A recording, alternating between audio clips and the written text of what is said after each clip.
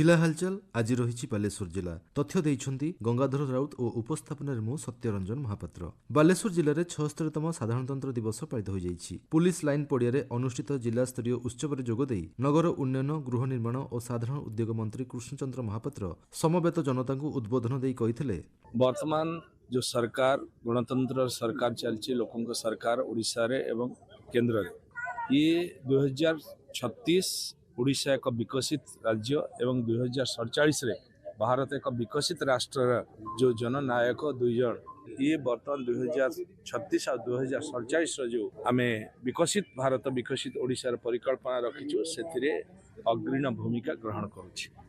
वर्तमान जो प्रकार स्कीम सबू लोकों पाई कराउछि साधारण लोकंकर उपकार जमती हो पारिबो तळु तांकर विकास हो पारिबो सेति विभिन्न योजना केंद्र सरकार एवं ओडिशा सरकार करुछन्ति। आहुरी बहुत योजना आगु को हवा को जाउछि। स्पर्श कुष्ठ सचेतनता अभियान 2025 सफल कार्यकारिता पई जिला समन्वय कमिटी पक्षरु एक प्रस्तुति बैठक अतिरिक्त जिलापाल सुधाकर नायकଙ୍କ अध्यक्षतारे अनुष्ठित हो जाइछि।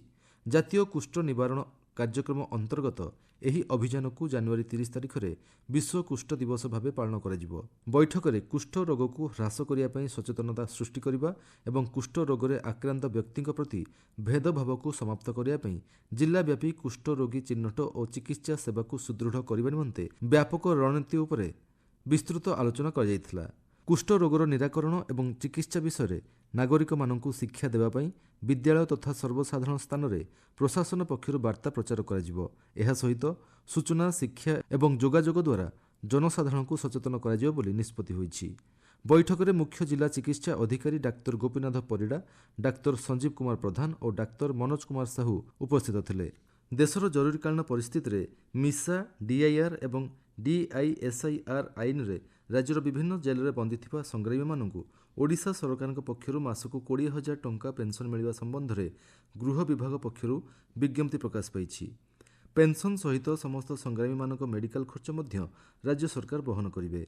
एथि निमंते बालेश्वर जिला प्रशासन पक्षर निर्दिष्ट दरखास्त आवेदन करने आह्वान कर ओडिशा सरकार सामाजिक सुरक्षा और भिन्नक्षम सशक्तिकरण विभाग पक्षर आयोजित जनसेवा दिवस उपलक्षे मुख्यमंत्री मोहन चरण माझी केउझर जिलूर आभासी माध्यम 80 वर्षर ऊर्ध्व और 80% बा तदूर्ध्व भिन्नक्षम हिताधिकारी वर्धित भत्ता वितरण समारोह में योगदान करी एही सेवा को उत्सर्गीकृत करिसेंति।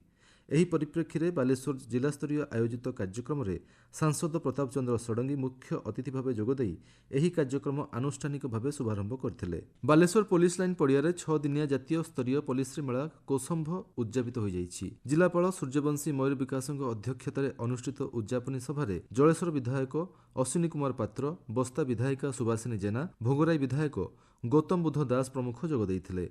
सभारे कोसंभ 2025 महोत्सव में विभिन्न विभाग में भल प्रदर्शन करथिबा विभिन्न विभाग एवं अंशग्रहणकारी अतिथि माने सम्मानित करथिले। जिले में राज्यर विभिन्न प्रांतरू आसीथिबा कारीगर मानक द्वारा प्रस्तुत विभिन्न हस्ततंत्र, हस्तशिल्प, पारंपरिक वस्त्र एवं स्थानीय सुस्वादु खाद्य सहित लोक माने महोत्सवर भरपूर मजा उठाइथिले। राज्य पर्यटन विभाग आनुकूल्य रे वरिष्ठ नागरिक तीर्थयात्रा योजना 2024-25 अनुଯାयी जिला स्तर में वरिष्ठ नागरिक मानकर चयन कर तीर्थयात्रा आयोजन कर जाउछि। एही कार्यक्रम अंतर्गत बालेश्वर, भद्रक, मयूरभंज, केन्दुझर और जाजपुर आदि 5टी जिलार वरिष्ठ नागरिक तीर्थयात्री फेब्रुआरी 27 तारिख दिन बालेश्वर रेल स्टेशन ठारू सिरिडी नासिक अभिमुखे यात्रा करिवे। एही योजना अंतर्गत 775 जन वरिष्ठ तीर्थयात्री और सम्मिलित जिलागुड़िकर 25 जन एस्कॉर्ट अधिकारी रेल विभाग जोगाई देउथुवा स्वतंत्र रेल जोगे यात्रा करिवे। जिला हालचाल आज पई एतिकी। आसंता काली जिला हालचाल रे सुनिबे बरगड़ जिला संपर्क रे।